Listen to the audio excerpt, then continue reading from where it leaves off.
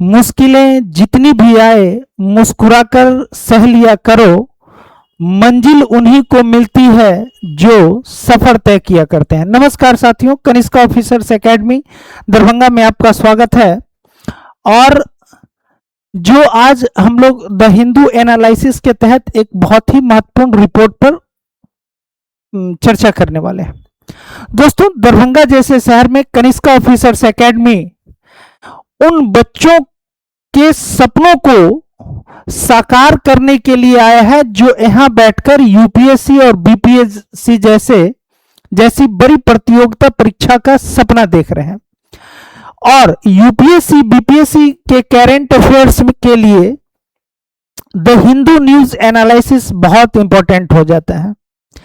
The Hindu news analysis आप देखेंगे कि जितने भी यूपीएससी एस्पायरेंट है द हिंदू का अध्ययन करते हैं, लेकिन द हिंदू के आधार पर जो यूपीएससी में प्रश्न पूछा जाता है विशेष रूप से, वो प्रश्न स्टैटिक और डायनामिक पोर्शन दोनों को मिक्स करके पूछा जाता है। तो केवल और केवल द हिंदू के खबर के आधार पर आप उन प्रश्नों का सही उत्तर नहीं दे सकते हैं। तो इसीलिए हमारी तरफ से एक प्रयास है कि हर खबर को स्टैटिक और डायनामिक पोर्शन के साथ यानी कोरिलेट करके आप तक पहुंचाना, जिससे कि आप आसानी से प्रश्न को हल कर सकें। आज हम लोग डिस्कस करने वाले हैं आईसीए रिपोर्ट 2022-23 और 2023-24। अब ये आईसीए रिपोर्ट AISHE रिपोर्ट 2022-23 और 2024 का ये रिपोर्ट देखिए। आईसीए क्या है? AISHE AISHE all India survey on higher education, ठीक है। तो अभी आईसीए रिपोर्ट पेश किया गया है जिसमें 2022-23 और 23-24 का डाटा है। अब आईसीए का फुल फॉर्म हो गया all India survey on higher education. अच्छा, ये भारत सरकार के द्वारा यह सर्वे जारी किया जाता है और इसके अंदर पूरे देश के कॉलेज, विश्वविद्यालय, छात्र, शिक्षक और उच्च शिक्षा से जुड़े आंकड़े प्रस्तुत किए जाते हैं। तो all India survey on higher education के अंतर्गत किस तरह के रिपोर्ट जारी किए जाते हैं? तो पूरे देश के कॉलेज, विश्वविद्यालय, छात्र, शिक्षक और उच्च शिक्षा से जुड़े हुए आंकड़े प्रस्तुत किए जाते हैं। इसकी शुरुआत कब हुई थी? आईसीए रिपोर्ट कब से जारी किया जा रहा है? 2011 से यह रिपोर्ट जारी किया जा रहा है। सबसे पहले इस रिपोर्ट में जो जीईआर है, ये जीईआर समझते हैं, ग्रॉस एनरोलमेंट रेशियो। तो ये जीईआर, अब द हिंदू में आप जीईआर पढ़ेंगे। तो जीईआर क्या है ये समझिए। जीईआर का मतलब होता है ग्रॉस एनरोलमेंट रेशियो, जिसके अंतर्गत 18 से 23 वर्ष की आयु के जितने युवा हैं उनमें से कितने प्रतिशत उच्च शिक्षा अर्थात कॉलेज और यूनिवर्सिटी में पढ़ रहे हैं, इसी को जीईआर कहा जाता है। उदाहरण, मान लीजिए कि किसी राज्य में 18 से 23 वर्ष के 100 युवा रहते हैं, उनमें से 30 ही कॉलेज में पढ़ रहे हैं, तो उस राज्य का जीईआर 30% कहलाएगा। ग्रॉस एनरोलमेंट रेशियो क्या बताता है? ये बताता है कि 18 वर्ष से 23 वर्ष के आयु के बीच के कुल कितने युवा या कितने प्रतिशत युवा कॉलेज में पढ़ते हैं, ठीक है। अब क्या है कि जीईआर बढ़ रहा है भारत के, पहले की तुलना में अब ज्यादा विद्यार्थी कॉलेज में प्रवेश ले रहे हैं। जैसे आंकड़ा से बताया गया कि 2014-15 में केवल 23.7% युवा ही कॉलेज में दाखिला लेते थे। 2022-23 तक यह डाटा बढ़ के हो गया 29.5% और 2023-24 में यह डाटा हो गया 30%। अच्छा, यानी अभी जीईआर जो पुरुषों के लिए है, यानी मेल के लिए, तो मेल का जीईआर कितना है? 30%।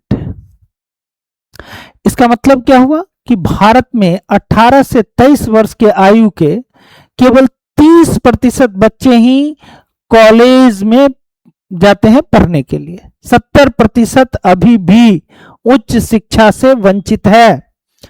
महिला के बारे में यदि देखें, महिला के बारे में जीईआर देखें तो 2014-15 में ये देखिए बॉयज से कम था, पुरुषों से कम था।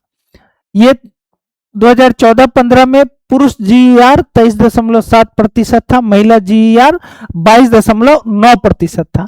लेकिन 2022-23 में जहां पुरुष जीईआर 29.5% था, वहां महिला जीईआर बढ़ के 30.2% हो गया, अर्थात पुरुषों से अधिक हो गया।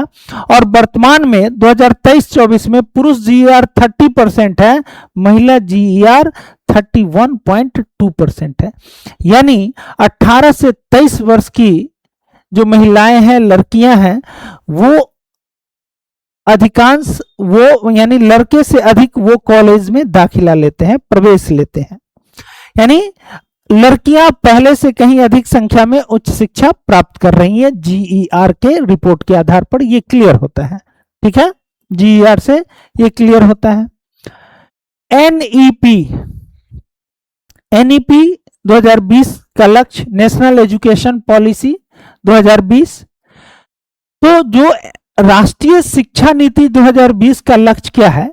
उसका लक्ष्य है कि 2035 तक जीईआर को बढ़ाकर 50% करना, अर्थात कि 18 से 23 वर्ष के जो युवा हैं, जो जिसमें से केवल 30% युवा ही कॉलेज में दाखिला लेते हैं, उच्च शिक्षा प्राप्त करते हैं, इस रेशियो को बढ़ाकर 50% करना, ये न्यू एजुकेशन पॉलिसी का लक्ष्य है।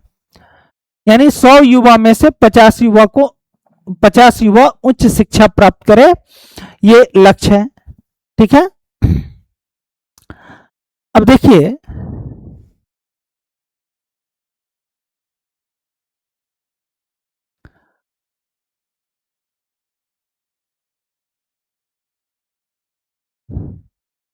जीपीआई स्टेम में महिलाएं, जीपीआई बराबर क्या होता है? महिला जीईआर और पुरुष जीईआर।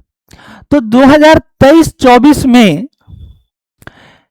इन विषयों में, है ना, इन विषयों में जैसे साइंस, टेक्नोलॉजी, इंजीनियरिंग और मैथमेटिक्स, इन विषयों में 44% विद्यार्थी महिलाएं हैं। किसमें? जीपीआई में। ठीक है, यानी साइंस में, टेक्नोलॉजी में, इंजीनियरिंग में, मैथमेटिक्स में कितनी प्रतिशत महिलाएं हैं जो अध्ययन करती है? 44%। ठीक है, 44%। जेंडर पैरिटी इंडेक्स जीपीआई में आप क्या देखते हैं? स्टेम, स्टेम का मतलब होता है साइंस, टेक्नोलॉजी, इंजीनियरिंग, मैथमेटिक्स। तो जेंडर पैरिटी इंडेक्स क्या बताता है कि कितना प्रतिशत लड़कों ने नामांकन लिया है और कितना प्रतिशत लड़कियों ने नामांकन लिया है। तो जेंडर पैरिटी इंडेक्स किसका जारी किया गया? स्टेम का जारी किया। स्टेम मतलब साइंस, टेक्नोलॉजी, इंजीनियरिंग और मैथमेटिक्स। तो इसमें क्या निकला कि 44% ही महिला विद्यार्थी है, जबकि 56% पुरुष विद्यार्थी है। तो जीपीआई समझ में आ गया होगा, जेंडर पैरिटी इंडेक्स क्या होता है। अब देखिए शिक्षक की बात करते हैं। शिक्षक 2023-24 में कुल शिक्षक कितने हैं? 17.32 लाख।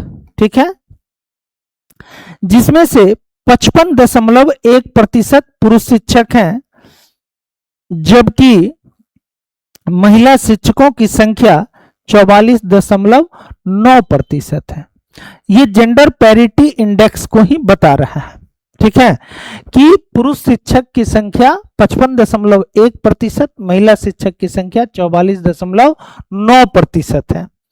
अब इसमें से आपको कुछ जो याद रखने योग्य है ना, जैसे रिवीजन कर लीजिए यूपीएससी बीपीएससी के लिए कि आईसे शुरू कब हुआ, 2011 में, यानी ये रिपोर्ट कब से जारी किया जा रहा है, 2011 से। इसके बाद जीईआर क्या है, जीईआर कितना है प्रेजेंट में, 30%। महिला जीईआर कितना है, 31.2%।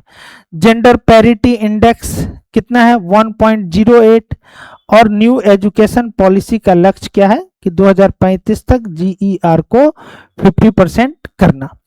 तो इसी तरह से आप भी एनालाइज कर सकते हैं द हिंदू के खबर को समझ करके, कॉन्सेप्ट के साथ कोरिलेटिव टाइप से आप अध्ययन करें। कोरिलेटिव स्टडी बहुत जरूरी है यूपीएससी के लिए। कोरिलेटिव का मतलब होता है कि जो करेंट पोर्शन है उसके साथ साथ उसका एस्थेटिक पोर्शन को जोड़ करके समझा जाए किसी चीज को, क्योंकि प्रश्न इसी तरह से कोरिलेट करके आते हैं। तो बस आज के क्लास में इतना ही, हमको दीजिए इजाजत, नमस्कार, धन्यवाद।